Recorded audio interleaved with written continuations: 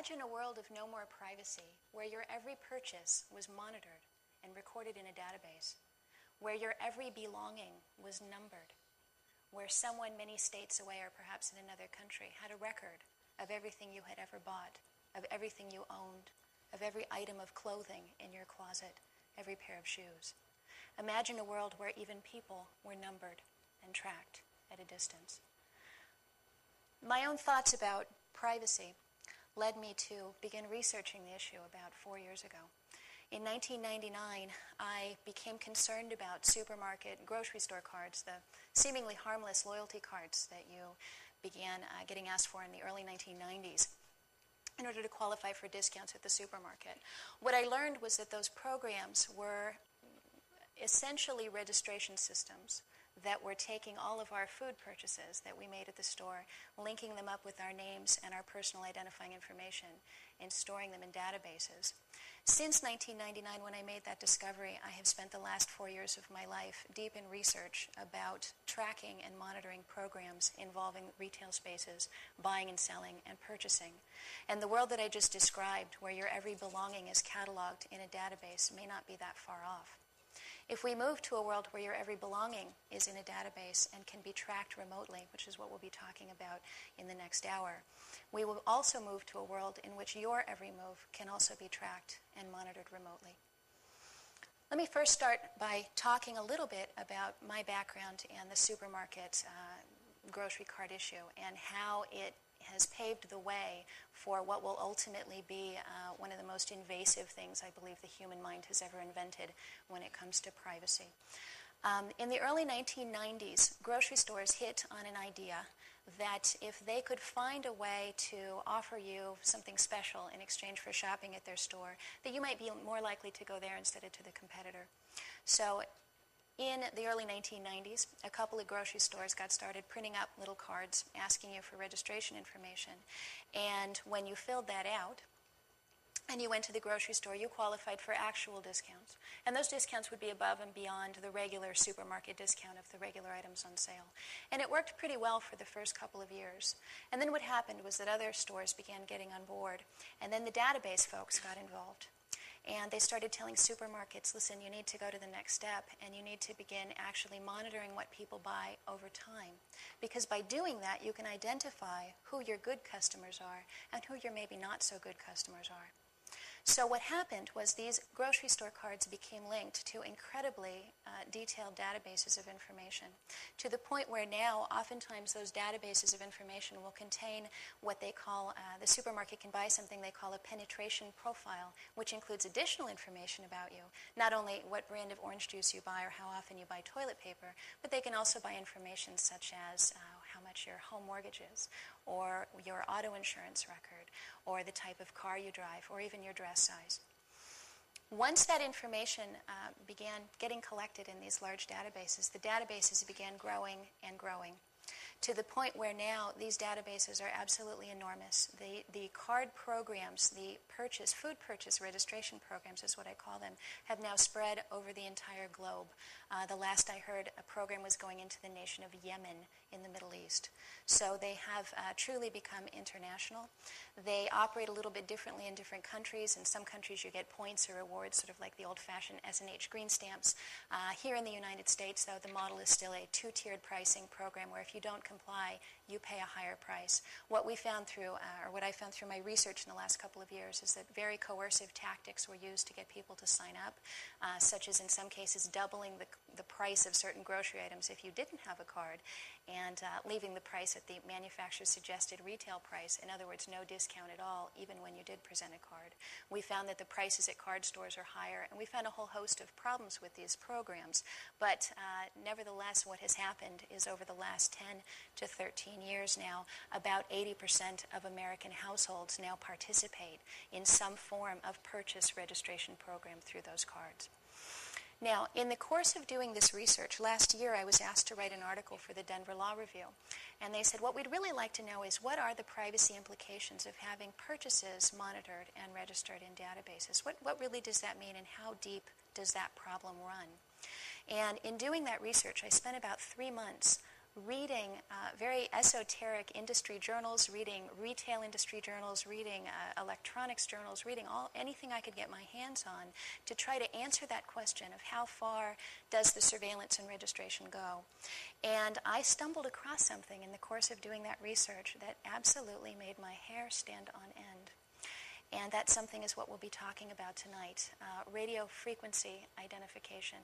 Now, at the time that I stumbled across this about 1.5 years ago, it was the radio frequency. I'll be explaining what it is, and I'll try to be non-technical tonight because it can be a bit of a technical concept. At the time that I stumbled across this in doing research for this other article, it was not known really by anyone that this was happening. Only a handful of engineers at research institutions like MIT and the, of course, global corporations that were funding it and were behind it.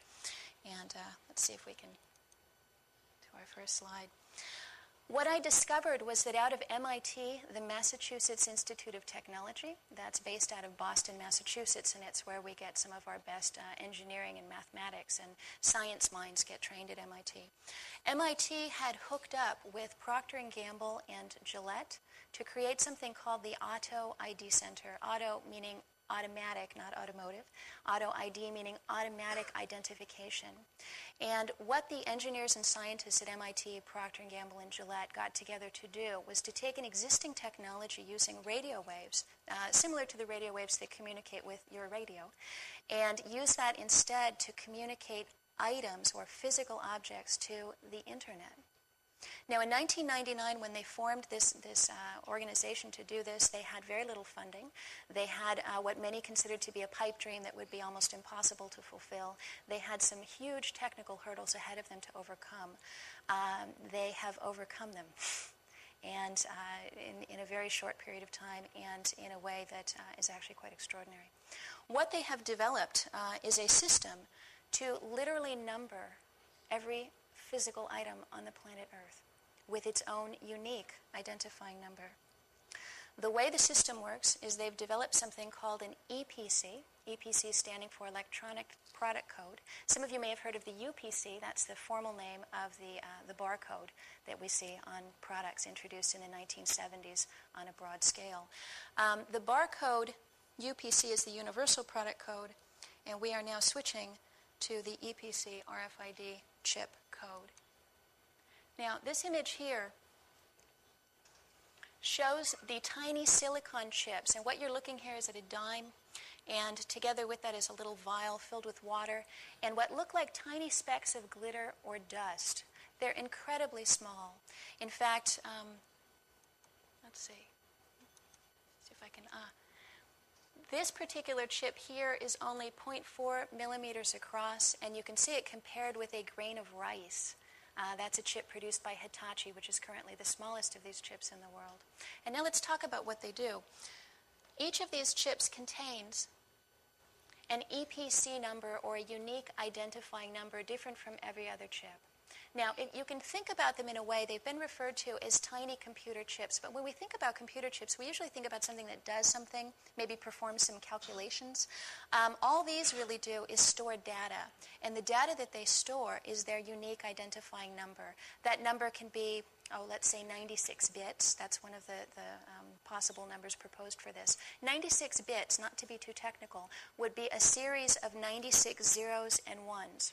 And to put that in perspective, I've been told that with 96 zeros and ones, you can have enough combinations of unique numbers to number every grain of sand on the planet Earth. So it actually is quite feasible to use 96 zeros and ones to number every item on the planet. Now, the next question is, well, what do you do with numbering every item on the planet, and why would anyone want to do that? Well, the RFID chips themselves, these tiny little devices, in and of themselves, even if you did number everything and stick one of those in there, it would be difficult to actually know what the contents of the chip were. So the tiny chips, let me just explain the technology here. The tiny chips with their own unique identifying numbers are hooked up to antennas. The antennas this is one example of an RFID antenna. You see the tiny little chip there in the center, and it's hooked up to some metal coil or flattened metal wire that serves as an antenna. These antennas can take a variety of different shapes. Sometimes they look like children's mazes, and what we'll be talking about later, sometimes they look even like spray-on ink or foil. Now, the way this functions is that, let's envision that we have a shoe. And we'll be talking about this shoe a little bit later on specifically. But let's say that we have a shoe and we want to number this particular item. We can stick a label or a tag on it with a barcode, but then that would not distinguish it from every other shoe that is also produced by the Soho brand and is a size 8. The barcode would be the same for all of those shoes. If we put a unique identifying number using one of these RFID chips and an antenna on it, we can assign it its own unique number. Now the question becomes, how do we read it? And the way the technology works is reader devices in the environment, which are about the size of, I've seen them about the size of a hardback book. A reader device would send out a constant pulse of electromagnetic energy. The electromagnetic energy would be picked up by the antenna. It would then stimulate the little chip to say, here I am, I'm chip number 03842279, et cetera, 96, 96 different digits of length there. And it would send that information back out to the reader device, which would then pick it up and say, aha, I just detected an item, here's the number of it. Now let me look it up in the database. And looking it up in the database, you can say, oh, that's a pair of shoes that was bought at a Walmart store on June 15th using credit card number 604829. So that's that. In a nutshell, that's how the technology is designed to work. And now we'll be talking about some of the nuts and bolts of that. All right, so we've got the world's smallest RFID chip. Now again, remember that the chip in and of itself simply contains the number. It does need to be hooked up to some form of antenna so that it can be stimulated by one of those reader devices that would hit it with energy.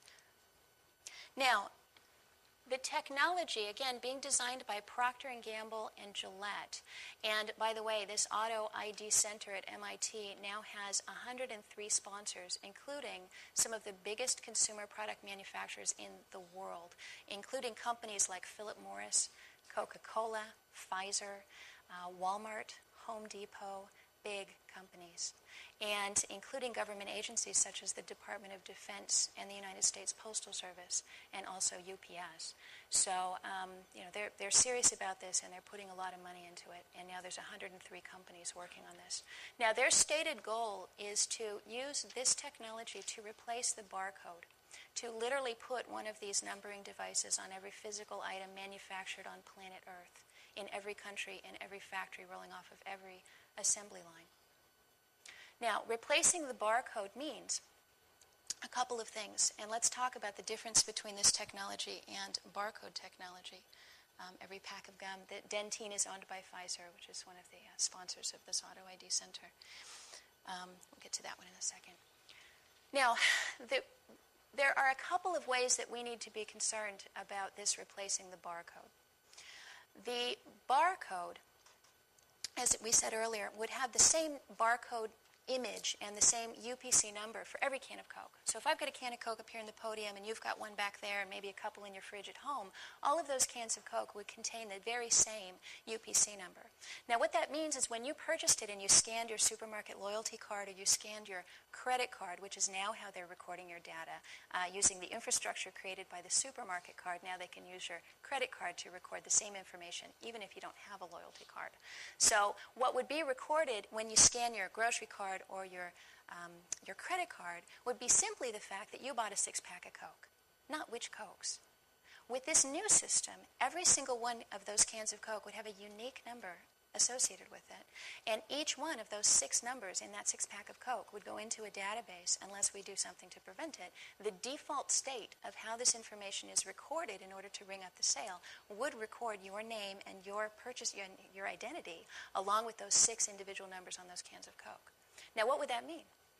Well, let's say down the road, one of those cans of Coke, I don't know, the guy picking up your garbage is careless and he lets one of them roll down the street.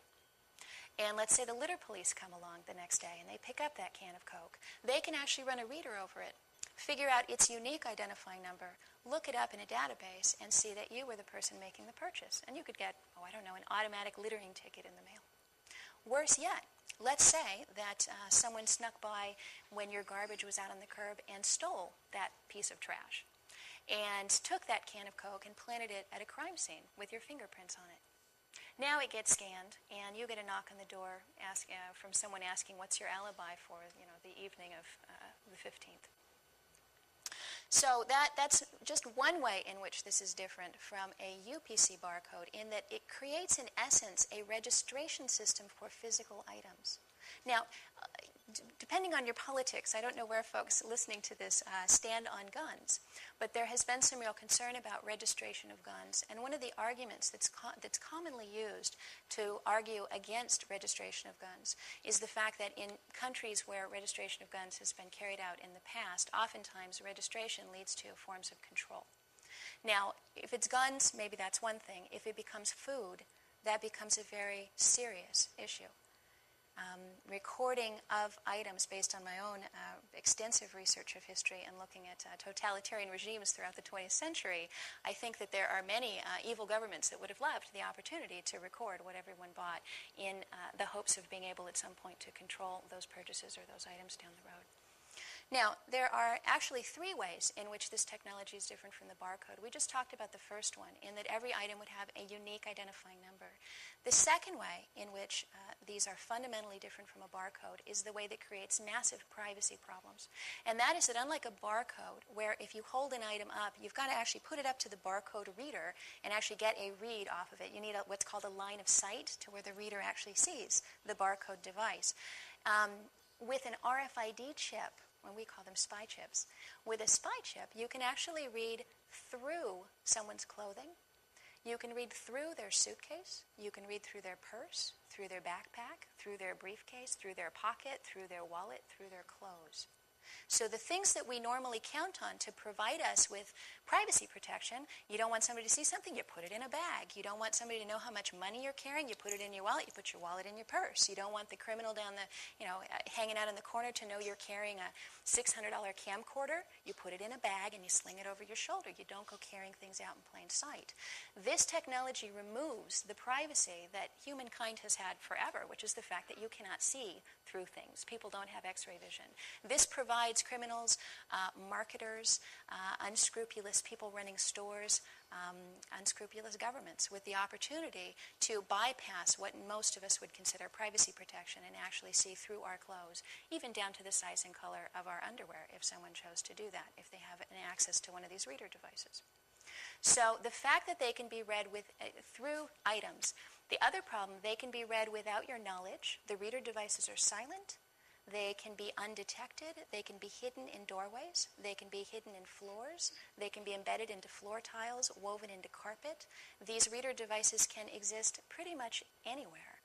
And you would have no way of knowing it was there and no way of knowing that it was reading you and detecting what you were carrying.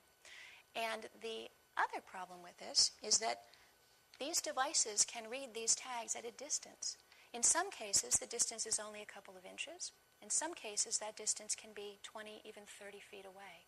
So let's fast forward 10 years, and let's say that everything you're wearing and carrying is equipped with one of these devices. And I have a reader up here at the podium. I could actually, without you knowing, flip it on, get a total inventory of every single thing in this room, and you would never be the wiser. So I would know everything that you were wearing or carrying.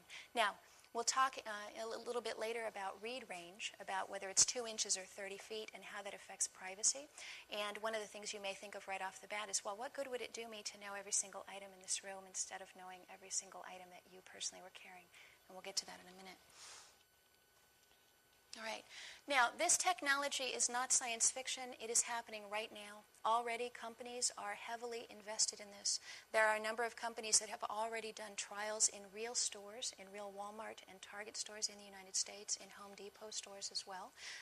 Also in a chain in England called Tesco, and in a chain in Germany called Metro. We have reason to suspect that a number of other retailers have been participating in these trials. But shoppers in those stores have actually picked up items with these tags and purchased them and taken them home with them without knowing about it. One example, and I think this is one of the ones that if anybody's a mom in here, they've actually hidden these devices in Huggies baby wipes, of all things. Other products that have been shipped with these tiny tags on a trial basis include Gillette razor blades, which we'll be talking about in some level of detail, Pantene shampoo, Caress soap, Coca-Cola 2-liter bottles, Right Guard aerosol deodorant, and a number of other things. So things you may actually be purchasing. Now, there's a pretty good chance that this has not yet happened here in South Bend, Indiana. We don't know the locations because the companies doing these trials have been extremely secretive about them. We have obtained, however, some internal documents, and we do know some of the locations where these trials have taken place. But we certainly by no means know everything that's happening with this technology. In fact, one of the demos of this, and I believe this comes from Checkpoint, is actually a man's suit, where underneath that lovely little silk label and the inside lapel has actually been embedded what's called an EAS chip, or an EAS tag, I'm sorry. And what you see there, if you take a look at the image, you'll see a little square that looks like a frame. If you could see that up close, what you would see would be an antenna actually running around and around. It's a flat bit of coil, of coiled wire. And there are two versions of these items, these EAS, electronic article surveillance tags. And you may already have seen one of these. Sometimes they're on the back of the price tag in certain items. Sometimes they're in the pocket of pants that you might buy. If you see one of those, one of the problems that we have is that there are two versions of this technology. Right now there's an EAS tag that has an on-off state, and that's your more standard theft prevention device, where when you buy something, they have to put it against the scanner, demagnetize it, or turn it off, deactivate it before you go out the door. And every once in a while they don't do it right, and you set off the beeper, and then they go in, you got to go through and show them the receipt. Okay, that technology, that electronic article surveillance technology, has been around for a while. Much of that is produced by a company called Checkpoint, and Checkpoint also creates the reader devices in the doorway that you have to walk through when you go in and out of the mall or when you go in and out of stores. Checkpoint is heavily invested in converting their standard EAS tags into these type of RFID tags that would contain individual, unique identifying numbers. So if you bought a suit, for example, and you knew it had a Checkpoint device in it, it would be virtually impossible at this stage to know which type of device you had. And it's entirely possible that the suit you bought with a Checkpoint device in it had a unique identifying number that could be linked up with you, could be picked up at a distance after you leave the store, in fact, for the entire life of the suit. These items, these tags, when put into clothing, you would think, oh, well, a couple trips through the wash should take care of that. They actually are not deactivated by being washed. They are one of the standard applications for these RFID tags, these unique item tracking tags, is to put them into uniforms that are washed at very high commercial temperatures and dried in commercial dryers. So it does not kill them to go through the washer and dryer. They can handle 10 years of that kind of abuse and not be killed. All right. The problem, as we mentioned earlier, is RFID enables something called silent commerce. And it's one of the stated goals of, I would almost be tempted to say, global business, to have a system of silent commerce whereby everything in the supply chain, now the supply chain means everything from the manufacturer who gets the raw materials in the factory and makes the goods to that then gets shipped to a place where maybe it gets packaged, that gets shipped to a warehouse where it sits for a while and gets distributed out to the individual stores, all the way to the cash register and into your home. So the supply chain means actually supplying goods at various levels to various people until finally it winds up with us. So the goal of the supply chain on the side of global business is to know where everything is at all times. So they hate the idea that, they may produce something in Singapore and then transfer it over to China and then transfer it over to Topeka and then it gets distributed, and they may lose track of those items. Now that we're in an era where things get shipped all over the world, that's a real problem for businesses, and this is one of their proposed solutions. So there's a couple of things driving this technology. I think right now the goal, obviously some people have the goal of using it to track individuals, and we'll talk about that in a moment, but I think the driving force behind it right now in terms of money is the desire to track products so that things don't get lost, so that when a truck drives into a warehouse, for example, the total inventory of everything on the truck can be made. One example is the Department of Defense was using this because they want to know, let's say they've got a big truck full of stuff and they unload it into a tent, and now they need to find a fan belt for a Jeep, and they don't know which box it's in. They can use this technology to scan the boxes and know their contents right through the box until they find the one that says, yeah, I'm the fan belt. So you can understand why on the supply side, people in charge of moving large quantities of stuff over large distances that can be quite confusing might want this technology. The problem is it doesn't stop there. There are already marketers, the very same people who are interested in knowing how much your home mortgage is and what your dress size is when you're buying orange juice at the supermarket. Those people have very, very interesting plans for this technology and for us. All right. And let's talk about those. The grocery store card, which has been near and dear to my heart, is something that I have loathed and despised for many years. The grocery store card, I've actually have this device that you see here on the screen. This is the next generation grocery store loyalty card. And what it is it is a plastic device. In the center where you see those antennas converging on one little speck, that speck is the RFID chip, the radio frequency identification chip with its own unique number. The things emanating out from it are antennas, and in fact the gentleman who gave me this was boasting that this is one of the few RFID tags out there that has two antennas, meaning that it can be read from inside of your wallet or purse, regardless of whether it's lying down or sitting upright or how it's oriented to the reader, and that it can be read without you taking it out of your wallet or purse as you walk through the doorway of the store from up to 20 feet away. Now, why would a grocery store want to know who you are before you even take your wallet out or before you even put a single item into your grocery cart? And the answer to that is that the grocery stores and other retailers have now gotten into the business of identifying profitability segments, where they actually make a determination based on your entire shopping history. Now remember, up until the 1990s, there was really no way for a merchant to know what your shopping history was. So we all got treated equally and kind of democratically when we walked into the store. Customer's always right, and when you walked in, they would greet you with a smile no matter what, because who knows how much money you were carrying in your wallet. This changes everything, because now if you take this technology, which can identify you link it with a loyalty card, which contains all of your past purchase history. They can run sophisticated computer analyses on you and determine whether you are what they call the preferred shopper in the top tier, and that's probably the top 20-25% of shoppers that account for most of their profits, or whether you are in the bottom tier of profitability, the person who goes in and only buys things on sale.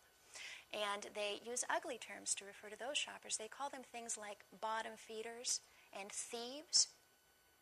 And they use terms to refer to how they would like to treat those shoppers, such as digital redlining.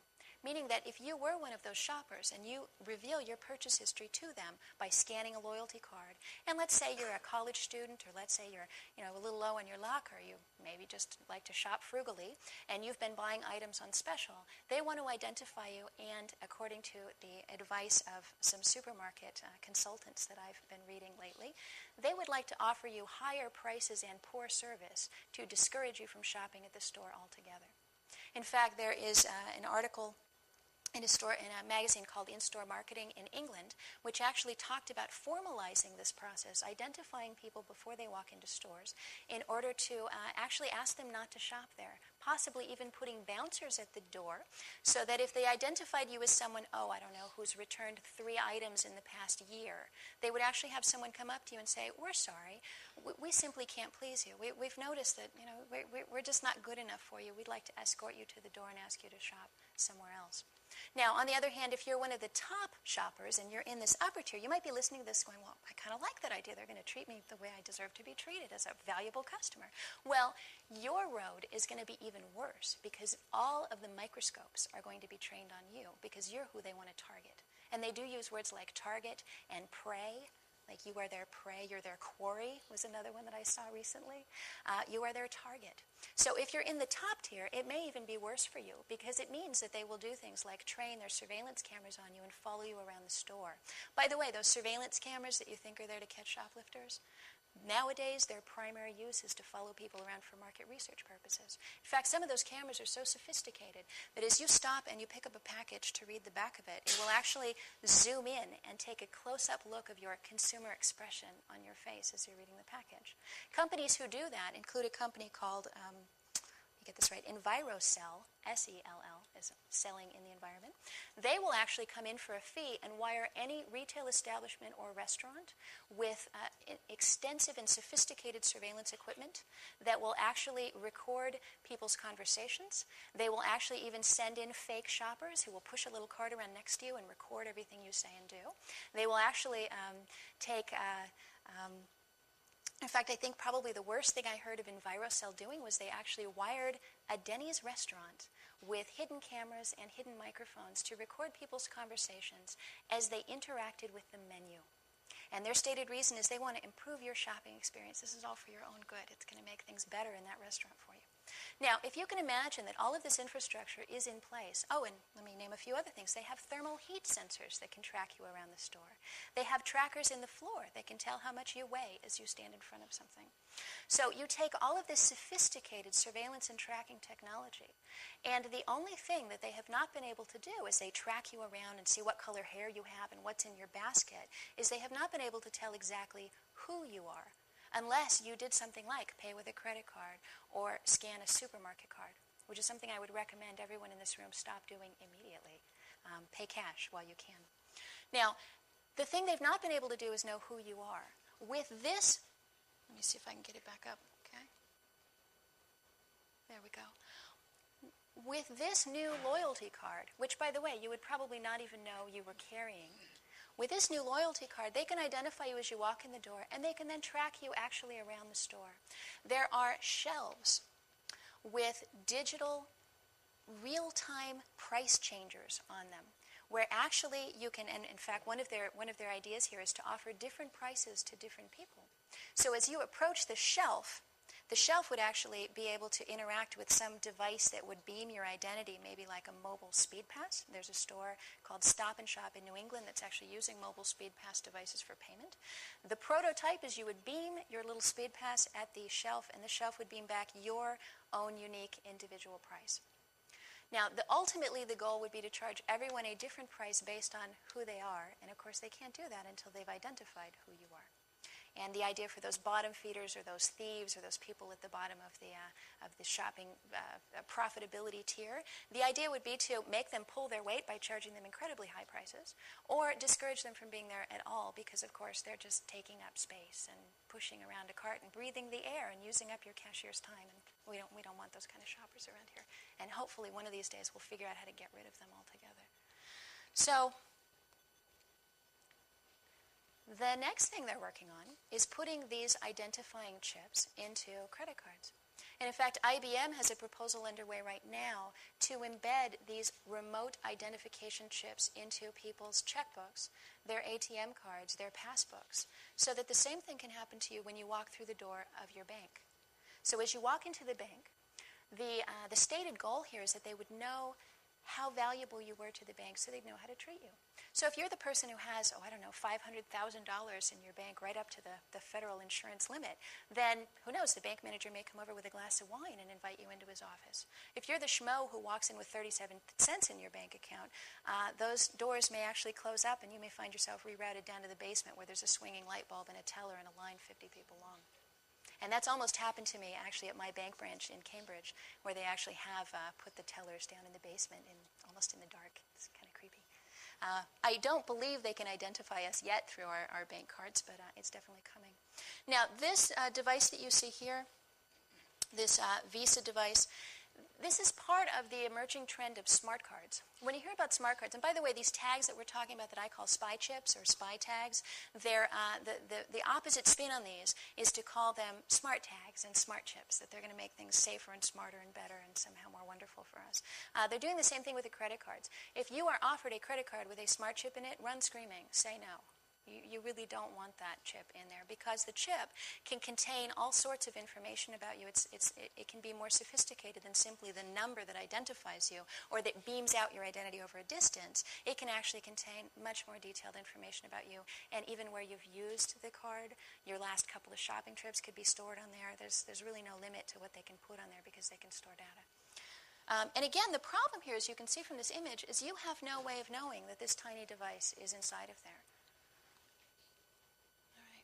And now, when you're in the store, what else could happen to violate your privacy using RFID? Well, Gillette has actually been using these tags to violate people's privacy in the name of stopping shoplifters. This image here comes from confidential internal documents from the Auto ID Center at MIT. We actually, and I, by the way, run a consumer organization called Caspian. You can look them up online. Will be the first search hit you see. Caspian stands for Consumers Against Supermarket Privacy Invasion and Numbering. And our website is online at www.nocards.org. No cards because we fight supermarket cards. That's how we got started. One of the things that researchers at Caspian discovered a couple months back in poking around the Auto ID Center's website was that by simply typing in the word confidential in the search engine on their homepage, you could actually access all of their confidential internal strategy documents. And what made this particularly ironic was that when this organization was asked, what are you going to do about all this data you're going to be collecting on people? How is that going to be protected? And their answer was, don't worry, internet security is completely foolproof. And of course, it was just a couple weeks later that we proved that these folks couldn't even protect their own privacy. I have very little faith in their ability to protect ours. So it did create kind of a gold mine for us in terms of understanding what they're doing. And in fact, had it not been for that little mistake, we would not know about the Huggies baby wipes and the Caress soap and the Walmart trials and the Gillette Smart Shelves and everything else that we know about. So a lot of what you're learning about in this talk comes directly from the Auto ID Center and from their own internal documents. So what we found was this one image, and I realize it's not incredibly clear here, but it says RF-enabled shelf, theft prediction, and deterrence at shelf. Now, Gillette razor blades are one of the most stolen items in retail stores. Right? They're very value-dense. A crate of Gillette razor blades. In fact, if you think about it, I've got maybe a 5-ounce package of Gillette razor blades that was $10. So if you picture a big crate of those, they're worth a lot of money. And a lot of them do get stolen. Now, most of them get stolen on the supply side, where maybe a truck driver, kind of goes in to get a cup of coffee, leaves maybe the back door unlocked, and a buddy comes over and crowbars it open and takes off a couple of, crates of razor blades. But they do have a legitimate theft problem. It is a problem for Gillette. Their solution to it, though, is one that I have a real problem with. What they decided to do, let me see if I can find it. There we go. Is hide RFID tags in Gillette products. Now, this is an X-ray image, and in fact, it's a little bit difficult to see because I believe the bottom part of my screen is getting cut off there, but we'll see if we can fix that. In the bottom of this X-rayed Gillette package, what you would be seeing, and you know what? Well, what you would be seeing would be the actual RFID tag. It goes around and around like a coil. It's got the chip in the middle of it. And they were actually sticking those with adhesive right onto the inside of their package. And they were boasting that not one person complained about seeing this tiny thing in there. Of course, who would know what it was if you saw it in there? Well, once it was in there, they were using something they call a smart shelf, which we call a spy shelf, to detect the presence of the razor blades on the shelf in the store. Now, if you look there, you'll see a little black device underneath the shelf. The shelf is plastic because these metal interferes with the radio frequency. So one tip-off to the fact that your store may be messing around with this technology is if the metal shelves start coming out and different-looking plastic shelves start coming in. That's usually one of the first signs that this is happening. Now, this tiny device underneath here is an RFID reader. It reads the presence of the razor blades on top of the shelf. So it might be saying constantly with its little energy beaming out, 20 razor blades, 20 razor blades, 20 razor blades. And then when you pick one up, it goes, oh, 19 razor blades. And then a hidden camera in the shelf snaps a close-up of your face, a mugshot of you, as you pick up the razor blade off the shelf.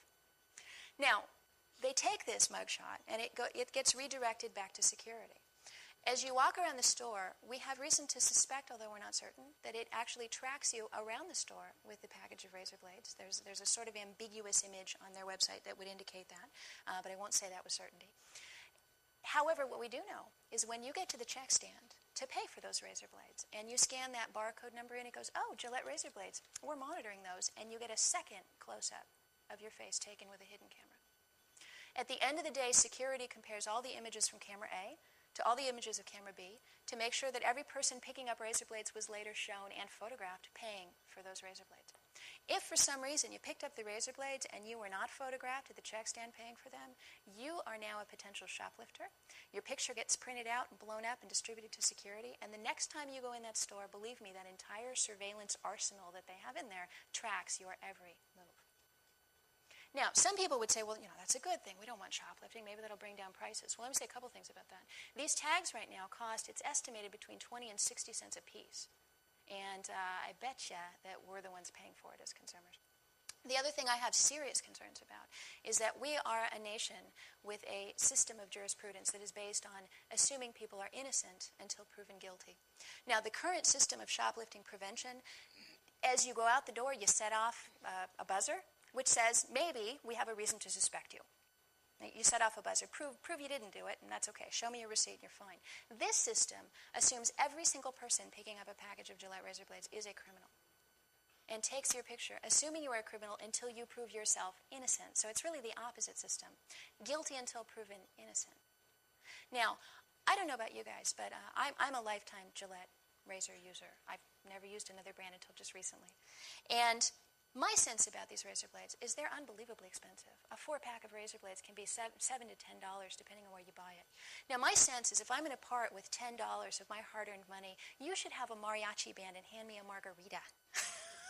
You should not be taking my picture without my knowledge or permission, tracking me around the store, and assuming I'm a shoplifter.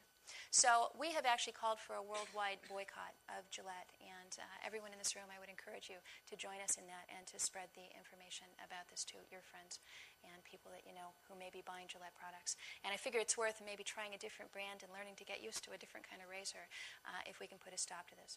Now, what's happening is Gillette and these other trials are being watched like a hawk by the other 102 or 100 sponsors of this organization to see how will consumers react once they learn about this. Their original hope was that consumers wouldn't learn about it. We've changed that. I've been on radio all over the world where have I been? Tasmania and Sweden and France. I've done interviews all over the world. And we've gotten this story out, particularly in England where this trial was openly underway in a grocery chain called Tesco. So people are outraged when they learn about it. They go ballistic. And that's the good news. By the way, in those internal documents we got from the Auto ID Center, let me share a bit of good news because I know this can be a bad news seminar we're doing here. The good news, 78% of people in their surveys do not like this technology on privacy grounds. 78% of people oppose it on privacy grounds. They believe, as they should, that this technology will be abused, it will get out of control, and people won't be able to stop it, and that we cannot trust these companies to do the right thing with this technology. And already, I mean, this is the tip of the iceberg in terms of abuse here with this trial. All right. Target has been, let's see if we can get this up. Hang on. There we go. Target has been embedding these in DVDs, by the way, right now in real time in the United States in stores across the U.S.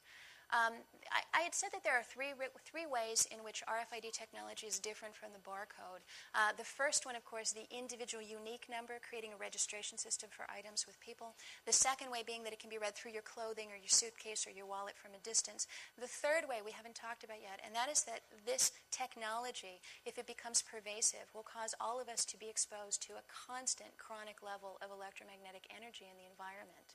And we honestly do not know the health effects of being continually bombarded with this type of energy. So what this means is if you actually have, and by the way, the proponents of this technology envision, and I believe this is a quote, a pervasive global network of reader devices everywhere, all the way down to consumers' homes. So they envision that everywhere you go, you would be bombarded with a reader device trying to scan you for chips, scanning your electronic cloud that would be emanating from you at all times. By the way, home applications, let me just mention a couple of those that were proposed.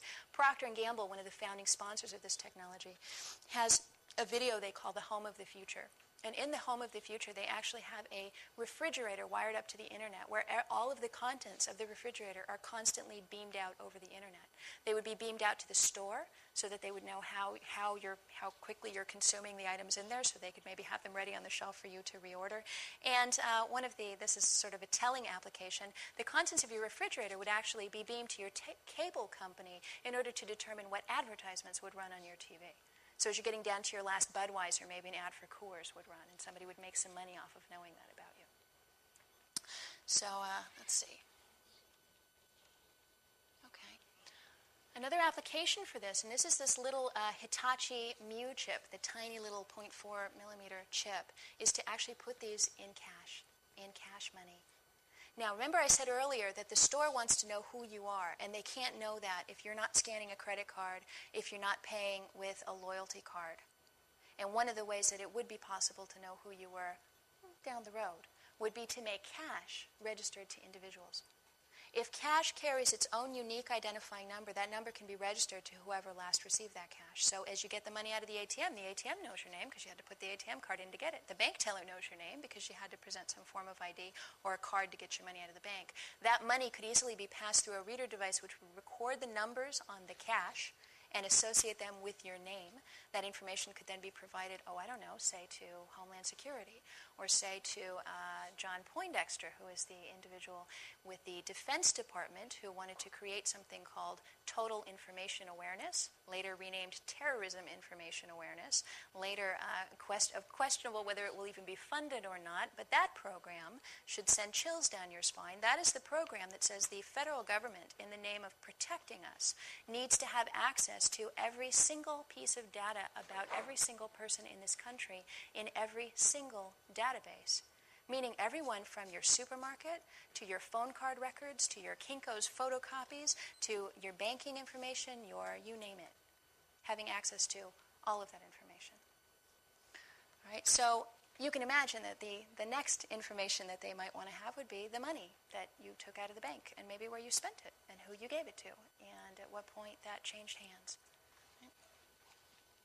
This is a slightly difficult image to see, but at the bottom, I believe that's a gift certificate, but it's the same idea. There was an announcement just recently that high-denomination yen banknotes will be equipped with this, and that by 2005, euro banknotes may be equipped with this technology.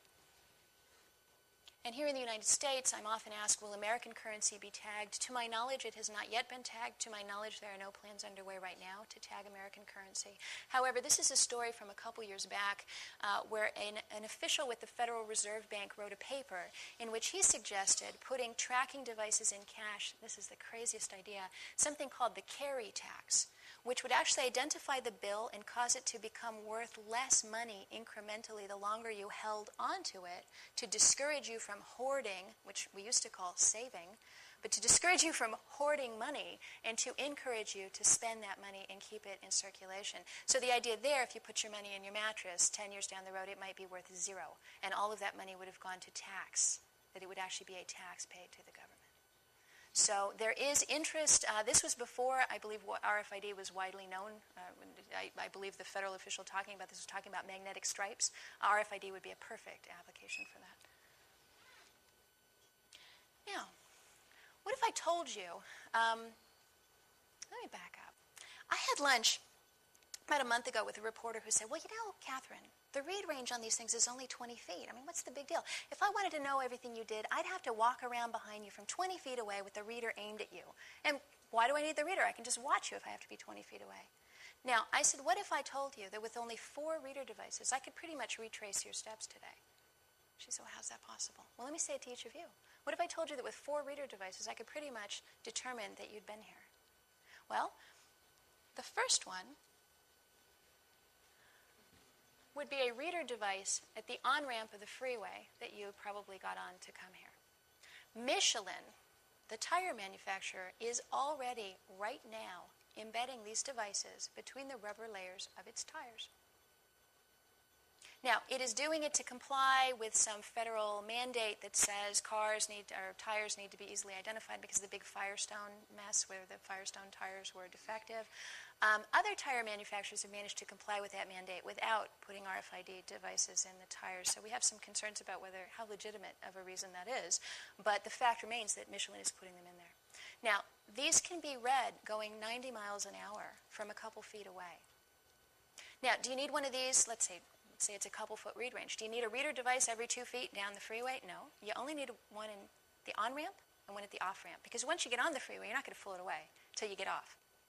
So let us say that as you got on the freeway to come here this evening, you drove over a strip laid down in the road that read your identifying information from that tire. And then you drove down the freeway, let's say you came 30 miles. And when you got off, another one went up, got off the freeway now. Now, not only would someone then know where you traveled, but they'd also know how fast you went, and they could even issue you an automatic speeding ticket if you got off the freeway a little faster than you should have. Now, once you've gotten off the freeway, the fact that you're driving down a road is usually not of much interest to anybody until you get somewhere, because you can't do too much in your car. So as you're driving down the road, the next thing you're going to do is pull into the parking lot to come into this building. So you put another little reader device down in the parking lot. Bingo, now we know where he was going. And the last reader device would be the reader device in the doorway of the building as you entered. And that doorway reader device actually doesn't need much of a read range because most doorways are only about this wide. So as you go through a doorway, you only need about 18 inches on either side, maybe 24 inches on either side. And as you walk through that doorway, it scans your entire electronic cloud and everything associated with you. Now, you may remember a couple years back, people were upset because of the Super Bowl in Florida. They had put facial recognition cameras up, and they were taking pictures of people's faces using sophisticated computer technology to match those faces with a database of known criminals. And a lot of people said, well, that's an invasion of my privacy. You shouldn't be taking my picture. I didn't do anything wrong. Again, guilty until proven innocent, that whole sort of, investigate everyone because someone may have committed a crime. That's child's play compared to what we will have if we allow this technology to go forward. Every doorway you walk through could scan your entire electronic cloud, identifying everything from your earrings down to your clothing, down to the contents of your purse, your pocket, your wallet, your briefcase, the amount of cash even in your wallet potentially, depending on how far that read range is. If even one of those devices was paid for with a credit card, they now have an audit trail on you and a pretty good chance of knowing who you are. In fact, not only that, but they probably can get a trail of your associates as well. Did your husband give you that watch? Did he pay for it with his credit card? Now we know who he is. Did you have lunch maybe last week with a coworker and maybe walked off with their pencil? Gee, we have that too. Are you carrying a can of Coke maybe that you bought out of a vending machine at a certain location? Okay, now we know when you were there. So the idea of doorways actually being able to scan us and the things we're carrying is quite chilling. Now let's talk about shoes for a minute. This actually says, are you wearing track shoes? And I apologize that the bottom of that's not visible. We'll play on words there. The shoe that I'm holding here. Let me talk about shoes for a minute. I was at a conference back in June on this technology, sponsored by people who support and want to promote this technology. So 350 business executives from some of the biggest global corporations in the world got together. And they were talking amongst themselves about how wonderful this new chipped world will be when they can know where everything is all the time. And one of the things they demoed was they held up a tennis shoe. And they pulled back the insole of the tennis shoe and revealed a hidden RFID tag underneath it. Now, this is a prototype. To my knowledge, it has not yet been produced or manufactured. But their idea, and see if this sounds as crazy to you as it did to me, their idea was that, won't it be great when we can put these devices in shoes and we can, we won't have to have those sorting parties in the back of the shoe store when they all get jumbled together and we've got to identify the size 7s and the size 8s and we've got to find the match at the left and the right. And it'll eliminate that horrible problem that all of us have had so many times where you buy 2 left shoes or a size 9 with a size 3. I don't know. Hasn't happened to me very often. That was their stated reason for wanting to put these devices in shoes. Now, just common sense would say if you aimed a reader device at a pile of shoes, all you'd get back would be a bunch of numbers. It wouldn't help you match them up any better than anything else. Maybe putting blue labels on size 7s and red labels on size 8s would be a lower tech, cheaper, and more efficient way of doing that. But what it would do if you put RFID tags in shoes is it would provide an almost foolproof way of identifying individuals. Now, a lot of people talk about, is this going to wind up in our hands? Is this going to wind up implanted in our bodies? And we'll get to that in just a second. But you don't really have to do that to identify people. Let me ask you this. When was the last time someone else wore the pair of shoes you have on your feet right now? Shoes are the one item that we don't trade. Shoes are the one item that, in fact, other people usually don't buy for us because they can't really even know our size. Shoes have to fit properly. And once they fit properly, just cultural norms and size issues and a bunch of other reasons say we don't share them. And most men only have 2 or 3 pairs of shoes they wear regularly. Most women only have 3 or 4 pairs of shoes as well. So if you could identify those shoes, and if you could put a tracking device in them, you could follow someone pretty easily. Now let me talk read range. Now remember we said up to 20, 30 feet? 20, 30 feet is not helpful. Let me tell you why. I'm standing here and I've got a reader and I go zoom, right? I now know every chip in this room. I get back 1,000 numbers. That's not helpful to me, right? It could be in some certain scenarios, but to really know individually information about what you're carrying, not as helpful. What would be helpful to me, though, would be to be able to put, let's say, a little, I don't know, let's say I'm a retailer and I want to know who you are. I can put a little mat on the floor embedded with a reader device with a 2-inch read range. You can't read further than about 2 inches away. And as you're stepping on that mat, I'm identifying you right through your shoe. These tiny chips can be embedded right into the rubber sole when this rubber was poured into the mold, this foam, in a way that you would never even know it was there. And in fact, this very pair of shoes that I'm holding, which was purchased at a Kmart store, contained this tag. This tag says, "Attention, our products have theft detection devices embedded, which will be deactivated at the register or the service desk." Now, to my knowledge, when this pair of shoes was purchased, no one actively said really anything about what that device was. I don't know if it was deactivated or not. I don't know what that device is. I don't know where it is. I do know one thing, that this company, Footstar, manufactures its shoes in China, I believe among other places. But one of the things that it said in its website was that it is experimenting with RFID technology. And one of its concerns, I believe, was that people, their factory workers might steal the tags because they're valuable tags. Now, do we know if those have unique identifying numbers? We don't. And that's one of the problems as consumers, is we have very little knowledge about, first of all, where they are, and second of all, what's being done with the information once it's being put in there. But shoes would be the ultimate tracking device, at least until we get to human tracking devices.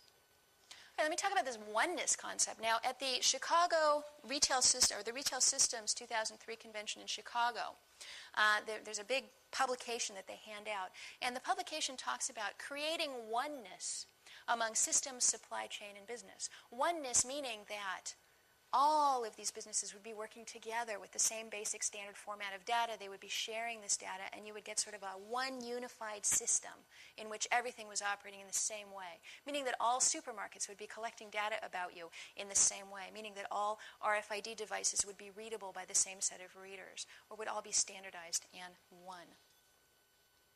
And in fact, at a recent conference where CEOs, chief executive officers from some of the biggest corporations in the world who were not yet sponsors of this technology were invited to Boston to a ritzy hotel to participate in a conference. And one of the things they were given at the conference about this technology to encourage them to get on board with it was this book called Adapt or Die.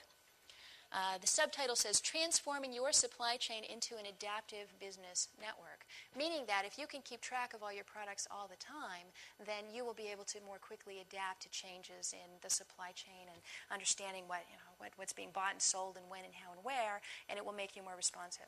I found this rather threatening. Adapt or die, sort of. All right. Now, the question I am always asked, when will they want to put these in human beings? Is there a desire to put them in human beings? Are we next? Well, the Auto ID Center at MIT, the global consortium with 103 of the biggest sponsors, Philip Morris, Procter & Gamble, Gillette, Sara Lee, they produced this slide which talks about the bits. Now remember we said 96 bits, you could number all the grains of sand. Okay? With 23 bits, you could number every automobile on the planet. With 29 bits, you could number every computer on the planet. And look at the third one there. With only 33 bits, you could number all the humans on the planet. And then it goes on, razor blades and grains of rice. Notice grains of rice is only 54 bits, and they're talking about 96 or 128 bits with this technology ultimately. So they'll clearly be able to number lots of things. We found it interesting that humans were listed among the things that they might want to consider numbering. You may have heard of something called the VeriChip. The VeriChip is produced by a company called Applied Digital Solutions out of Florida. They also have a technology called the Digital Angel, which you may also have heard of. The VeriChip is essentially an RFID chip. The very device I'm talking about can be queried from a distance. You beam electromagnetic energy at it. It beams back its identifying number. You can use it to identify people and track people at a distance anytime they pass within the read range of a reader device. Right? These devices are meant to be implanted into human flesh, so they actually inject it. I believe right now it's the inner, upper, inside of your arm where they literally inject these devices into people. Now, the idea for the VeriChip is that this chip not only contains a unique identifying number, but it can also contain additional information. I believe their stated application is to put things like your drug allergies or medical conditions you might have, so that if you go into a coma or have a problem, someone would scan that device and be able to tell information about you. human-computer ID chip proposed. This has been pretty extensively covered in the media. The reason I want to show you this image is because it shows the little tiny thing up close. The little tiny thing is slightly more sophisticated than the one that you would stick onto a package of razor blades because it's got to actually survive inside the human body. It's encased in glass. It contains a tiny chip and a memory device and then lots of coiled wire that serves as the antenna. That's what it looks like. Whoops. And my final statement would be that this technology is here, but we've got a couple things on our side. People don't like it. They really don't like it. They really, really don't like it.